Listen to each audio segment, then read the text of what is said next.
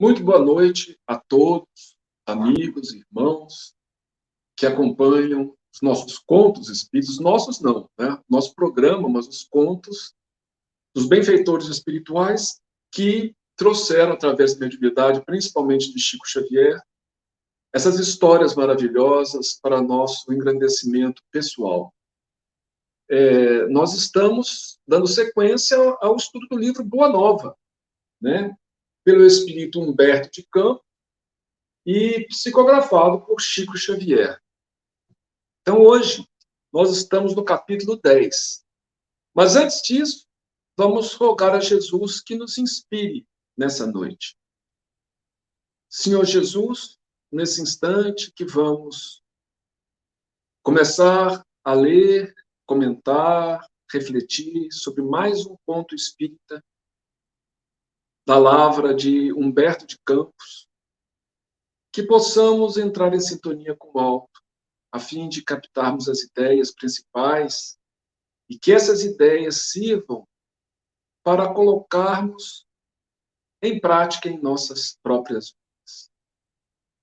Obrigado, Mestre Divino, por essa oportunidade bendita. Nos abençoe, abençoe a todos que nos acompanham, nossos lares, nossos familiares, e que todos nós possamos estar contigo sempre. Que assim seja. Então, estamos no capítulo 10. Capítulo 10 tem como título O Perdão. Muito importante, né? Dentro do contexto da mensagem do Cristo. As primeiras peregrinações do Cristo e de seus discípulos em torno do lago, o lago de Genezaré ali, né, na Galileia, haviam alcançado inovidáveis triunfos. Eram doentes, atribulados, que agradeciam o alívio buscado ansiosamente. Trabalhadores humildes, que se enchiam de santas consolações ante as promessas divinas da Boa Nova. Aquelas atividades, entretanto, começaram a despertar a reação dos judeus rigoristas, que viam em Jesus um perigoso revolucionário. O amor que o profeta Nazareno pregava vinha quebrar antigos princípios da lei judaica. Os senhores da terra observavam cuidadosamente as palestras dos escravos e permutavam imenso júbilo proveniente das esperanças de um novo reino que não chegavam a compreender. Os mais egoístas pretendiam ver no profeta generoso um conspirador vulgar, que desejava levantar as iras populares contra a dominação de Herodes. Outros presumiam que na sua figura um feiticeiro incomum, que era preciso evitar. Então, Jesus começou pregando, né, o reino divino ali em volta do lago, naquelas aldeias em volta. O lago é muito grande lá, né? E muitos doentes aliviados, muitas pessoas se sentindo abençoadas, mas, ao mesmo tempo, aqueles mais rigorosos, né?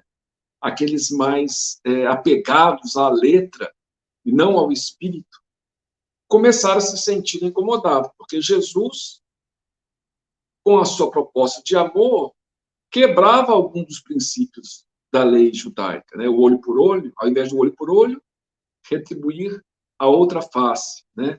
Então, existiam princípios que, às vezes, muitos questionavam, não, ele está falando contra os nossos princípios, né? Outros, né, os senhores de terra, viam os escravos falando de um novo reino, sem entender direito o que era aquilo. Achava que era alguém que queria estabelecer um novo reino, né? Uns achavam que ele estava conspirando para derrubar o rei Herodes. Então, eles estavam achando que não está conspirando para o novo rei, vai ser o novo rei, né? E outros achavam que ele era um feiticeiro, uma pessoa que fazia cura, feitiçaria.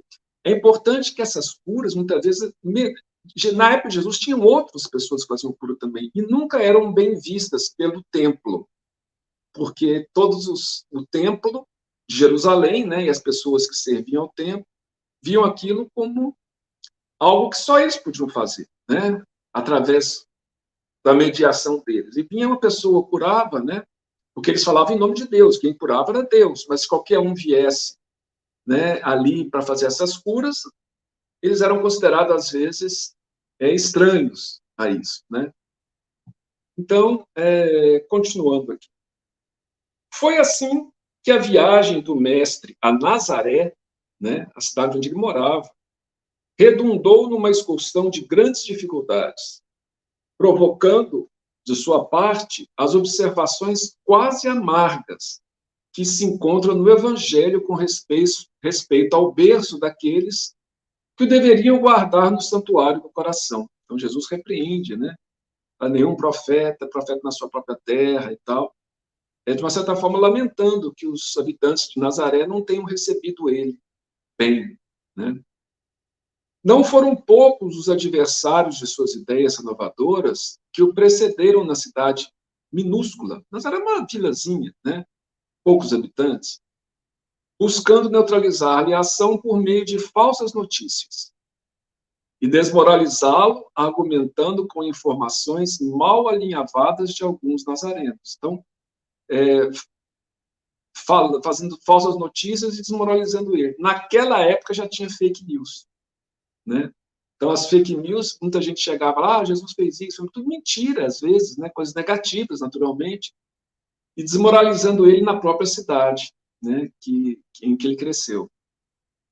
Jesus sentiu de perto a delicadeza da situação que se lhe criara com a primeira investida dos inimigos gratuitos de sua doutrina, mas aproveitou todas as oportunidades para as melhores ilações na esfera do ensinamento.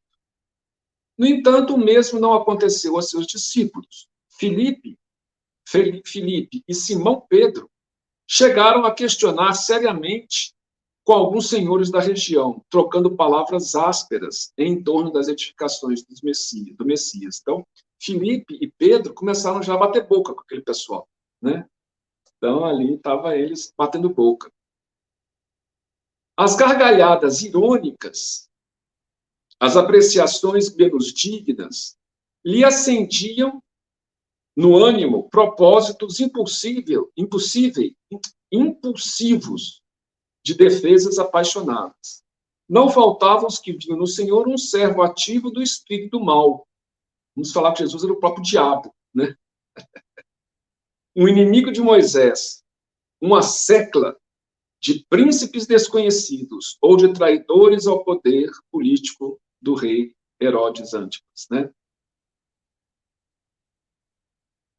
Tamanhas foram as discussões em Nazaré que os seus reflexos nocivos se faziam sentir fortemente sobre toda a comunidade dos discípulos. Pedro e André advogavam a causa do mestre, com expressões incisivas e sinceras. Tiago aborrecia-se com a análise dos companheiros. Levi protestava, expressando o desejo de instituir debates públicos, de maneira a evidenciar-se a superioridade dos ensinos do Messias em confronto com os velhos textos. Então, ele já queria fazer debates, né? Não, vamos mostrar, vamos provar que o que Jesus está propondo é muito maior, muito melhor, né, do que os textos antigos, etc. Jesus compreendeu os acontecimentos e calmamente ordenou a retirada, afastando-se da cidade com um tranquilo sorriso. Então, Jesus não se deixou afetar e se afastou da cidade. Não obstante a determinação, e apesar do regresso a Cafarnaum, que é onde ficava Pedro, né, e Jesus estava morando ali com Pedro naquela época já, a maioria, com Pedro e com seus familiares, né, a maioria dos apóstolos prosseguiu em discussão, estranhando que o mestre nada fizesse, reagindo contra as envenenadas insinuações a seu respeito.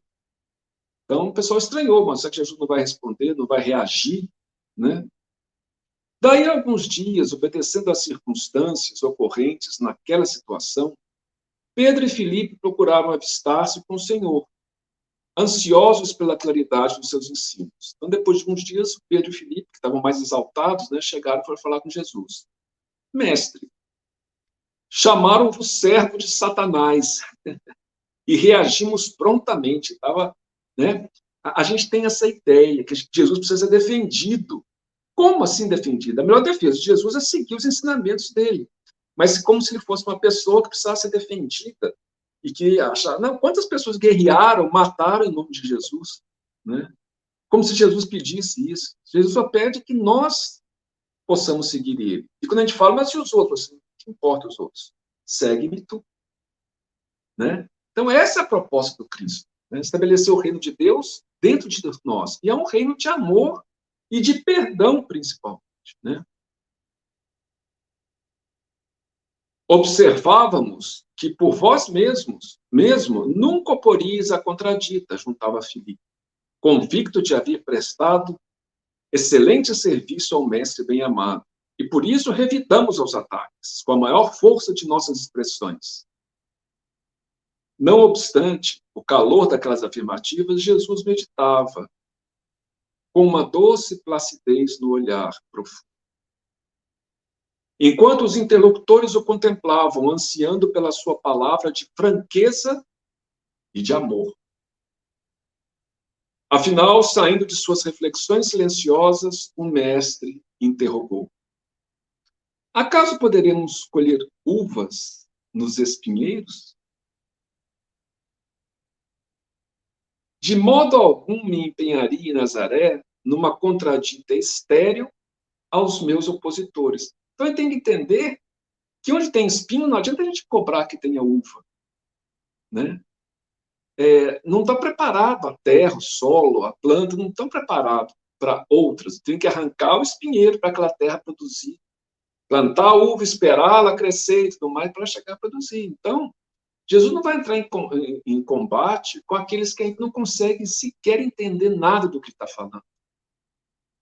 E nós temos que entender isso, inclusive, no Espiritismo. A gente quer convencer os outros, mas como? Quem diz que os outros estão preparados? Nós levamos séculos para começarmos a entender a mensagem do Cristo à luz da doutrina espírita. Agora, né? Então, a gente primeiro tem que procurar interiorizar, vivenciar, e aos poucos, aquelas pessoas que vão se mostrando interessadas, a gente oferecer. Mas não procurar convencer os outros e converter os outros, né?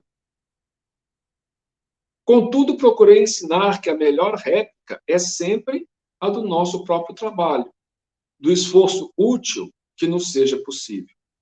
Nesse particular, não deixei de operar na minha esfera de ação, de modo a produzir resultados à nossa excursão à cidade vizinha, tornando-a proveitosa sem desdenhar as palavras construtivas no instante oportuno.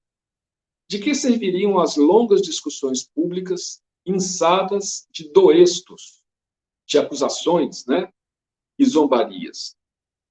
No final de todas elas, teríamos apenas menores probabilidades para o triunfo glorioso do amor e maiores motivos para a separatividade e odiosas dissensões. Olha que coisa importante, inclusive, para os nossos dias. É porque bater boca com os outros, depois de uma discussão dessa, é menor a chance do amor, né, proposto pelo reino de Deus, vencer, e maiores os motivos para separar uns dos outros. Onde já se viu um bate-boca resultar em harmonia, em concórdia? Não. E a gente faz isso até hoje. Até por questões políticas, está mais em voga. Ah, não, fulano, cicrano e tal. E quando que a gente vê que existe um consenso? Não existe. O que existe é um querendo ganhar do outro a disputa. E às vezes criam brigas que às vezes dissolvem até famílias por conta disso. Isso é um absurdo, né? É um absurdo para quem se diz cristão e para quem se diz espírita, mais ainda, que compreende de uma forma até tem mais informações, compreende não, mas tem mais informações até da proposta do Cristo, justamente em função dessas obras que a gente lê e estuda, né? Só devemos dizer aquilo que o coração pode testificar mediante atos sinceros. Porque, de outra forma, as afirmações são simples ruído sonoro de uma caixa vazia. Mestre, atalhou Filipe quase com mágoa. A verdade é que a maioria de quantos compareceram às pregações de Nazaré falava mal de vós. Então, Filipe está meio assim, não gostou muito da reprimenda de Jesus. Uma reprimenda sutil, mas uma reprimenda.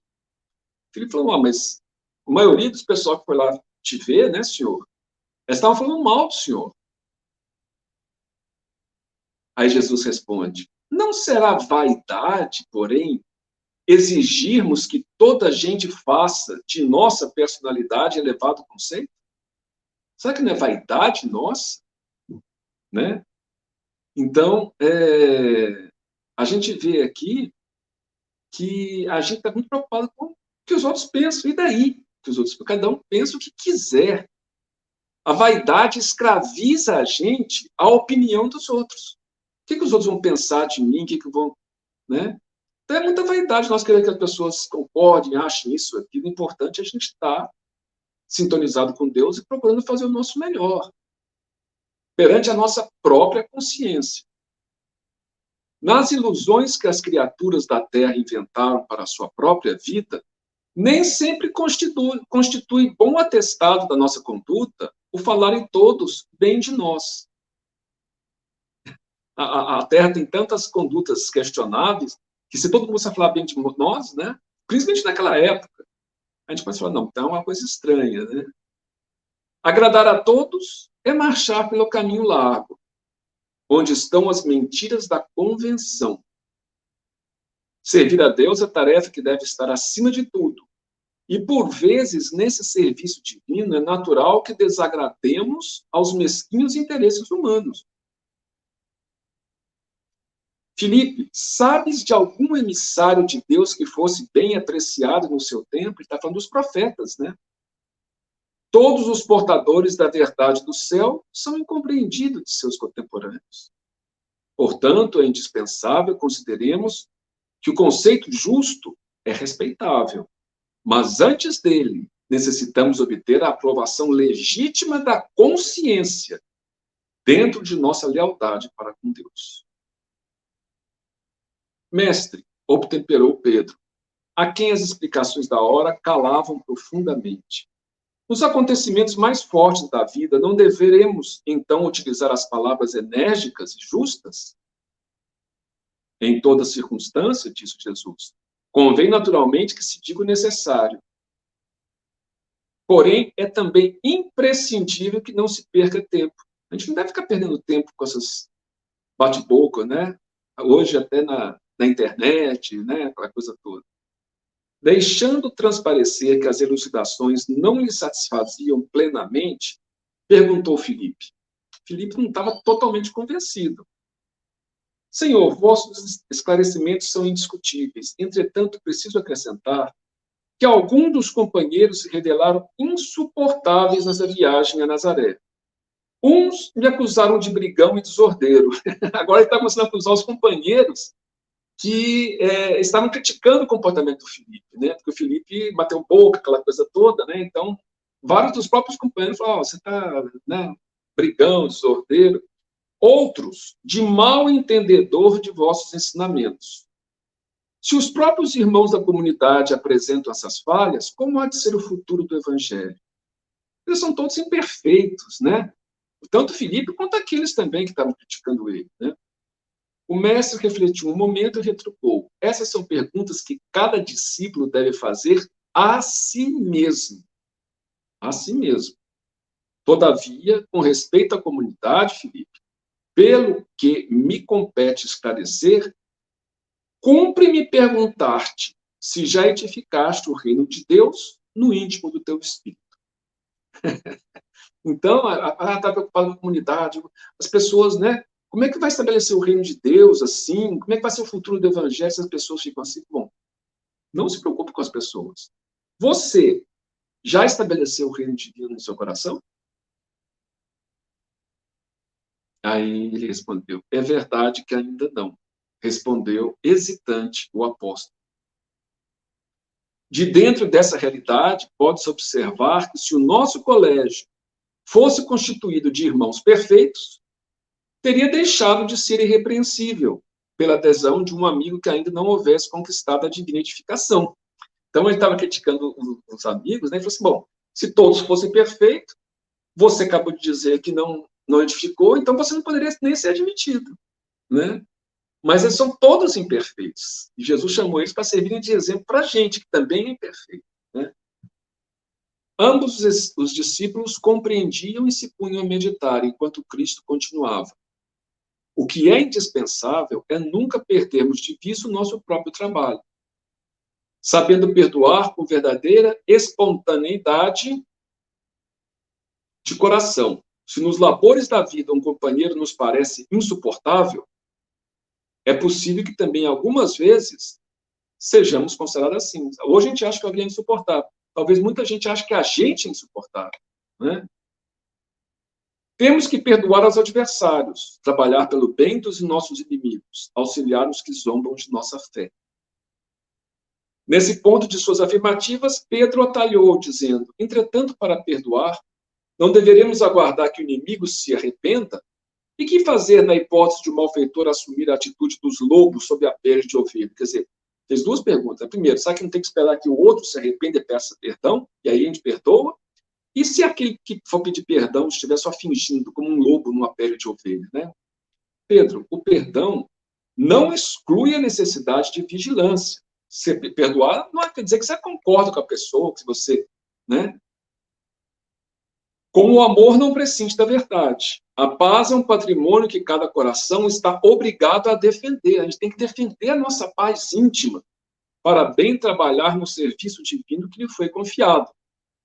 Se o nosso irmão se arrepende e procura o nosso auxílio fraterno, amparemo-lo com as energias que possamos despender. Mas em nenhuma circunstância cogites de saber se o teu irmão está arrependido. Em nenhum momento fica preocupado com isso, se ele está realmente arrependido. Isso não é importante. Esquece o mal e trabalha pelo bem, porque o perdão é importante para a gente. Porque nós sentimos, quem não perdoa vive mal o tempo inteiro. Carrega uma ferida acesa no próprio coração. Quando ensinei que cada homem deve conciliar-se depressa com o adversário, busquei salientar que ninguém pode ir a Deus com um sentimento de odiosidade no coração. Não poderemos saber se o nosso adversário está disposto à conciliação. Não temos como saber disso. Todavia, podemos garantir que nada se fará sem a nossa boa vontade e pleno esquecimento dos males recebidos. Se o irmão infeliz se arrepender, estejamos sempre dispostos a ampará-lo e, a todo momento, precisamos e devemos esquecer o mal. Foi quando, então, Simão Pedro fez a sua célebre pergunta, né? Senhor, quantas vezes pecará meu irmão contra mim, que lhe hei de perdoar? Será até 7 vezes? Bom, eu tenho que perdoar, mas será que tem que perdoar até 7 vezes? Jesus respondeu-lhe calmamente: não te digo que até 7 vezes, mas até 70 vezes 7. Quer dizer, sempre. Né? É a maneira de dizer sempre. Daí por diante, o mestre sempre aproveitou as menores oportunidades para ensinar a necessidade do perdão recíproco entre os homens, na obra sublime da redenção. Acusado de feiticeiro, de servo de Satanás, de conspirador, Jesus demonstrou em todas as coisas, em todas as ocasiões, um máximo de boa vontade para com os espíritos mais rasteiros de seu tempo. Sem desprezar a boa palavra no instante oportuno, trabalhou a todas as horas pela vitória do amor, com o mais alto idealismo construtivo. E no dia inesquecível do Calvário, em frente dos seus perseguidores e verdugos, revelando aos homens ser indispensável a imediata conciliação entre o espírito e a harmonia da vida, foram estas as suas últimas palavras: Pai, perdoa-lhes, porque não sabem o que fazem. Então, essa mensagem reforça, a proposta do Cristo, e a gente tem que entender que o Evangelho, o pilar central do Evangelho é o perdão, a misericórdia. Jesus disse claramente que se não tivermos misericórdia em relação ao próximo, a nossa consciência, que é a voz de Deus, né? Então, dentro de nós também não terá misericórdia. Bem-aventurados os misericordiosos, porque obterão misericórdia. Porque quem não tem misericórdia também não obterá. E quando Jesus falou Pai Nosso, né? Perdoar nossas dívidas, assim como perdoamos os nossos devedores. E quando termina a oração, ele fala, porque se não perdoardes os vossos irmãos, vosso Pai que está nos céus também não vos perdoará. Isto é, nós seremos julgados pela própria consciência conforme a gente julga o próximo. É uma lei perfeita. Se eu acho que a lei é muito dura, é porque eu sou duro. Se eu também for misericordioso, a justiça divina que atua dentro de mim também será misericordiosa. Nós estabelecemos o padrão que seremos julgados pela própria consciência. Então, que Jesus nos abençoe. Muito boa noite a todos. Muita paz. Um ótimo final de semana, uma ótima semana vindoura. Que Jesus possa estar conosco, que possamos ter Jesus cada vez mais em nossos corações. Pedimos aos Espíritos amigos que nos auxiliem a modificar nossos sentimentos, que a gente aprenda a amar, a abençoar, a perdoar sempre, em nosso próprio benefício. Muita paz a todos, que Jesus esteja sempre conosco, hoje e sempre.